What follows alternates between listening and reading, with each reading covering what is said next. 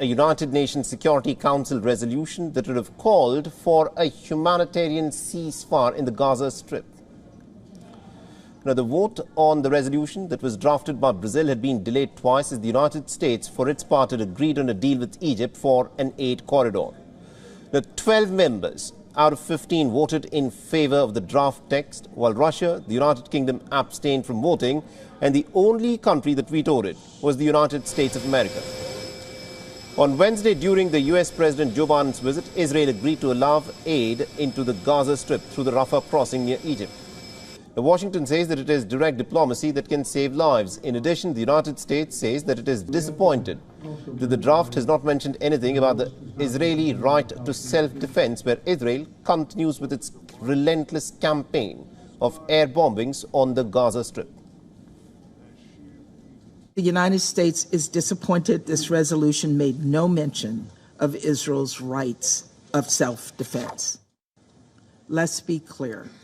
Hamas's own actions have brought this on, this severe humanitarian crisis in Gaza. And Hamas has caused so much needless suffering, death, and destruction.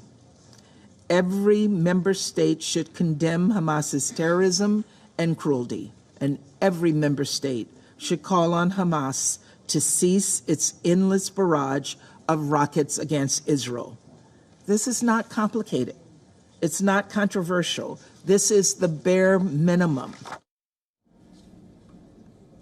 Now, speaking at the United Nations meeting, the Palestinian envoy made a very emotional appeal, asking for the international community to step in and stop the bloodshed that is being wreaked on the people of Palestine.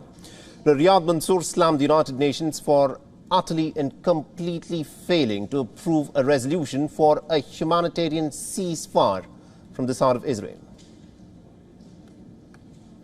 A political disaster is underway, and yet the Security Council of the United Nations is unable to say the only thing that truly matters. Stop the bloodshed. I repeat, stop the bloodshed.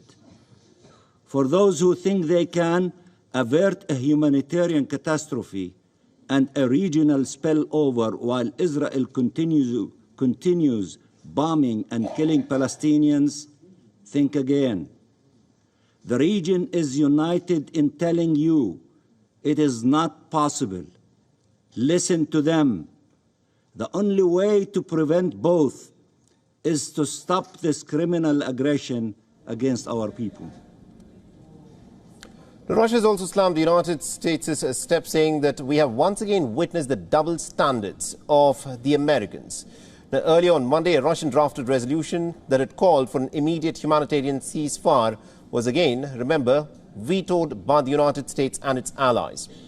Meanwhile, China has said that the United States has been leading the House for the last 2 days for the adoption of the resolution, but the result is simply nothing short of unbelievable, that there is still no humanitarian ceasefire.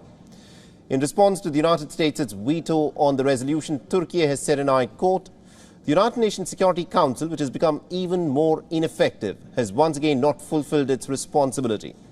The draft United Nations resolution has also urged the State of Israel, without naming it, to revoke its order for the civilians and the United Nations staffs to flee from their homes in the northern part of Gaza to the southern part of Gaza. Israel, remember, has ordered 1.1 million civilians in the northern part of Gaza to flee from their homes and to leave for southern Gaza last week. It had given an ultimatum of sorts of just 24-hour window, which was later extended. Now, this was being said that it was in preparation of a ground offensive that the State of Israel wants to carry out in the northern part of Gaza. The resolution, while condemning all violence and hostilities against civilians, has also called for the immediate and unconditional release of all hostages. Hamas at this moment holds nearly about 200 Israeli hostages that were captured by the Hamas fighters when they carried out their incursion into the Israeli territory. Now, these hostages include many Israeli nationals. Many of them are actually soldiers who were captured from military base. And there are also quite a few foreign nationals as well who've been captured.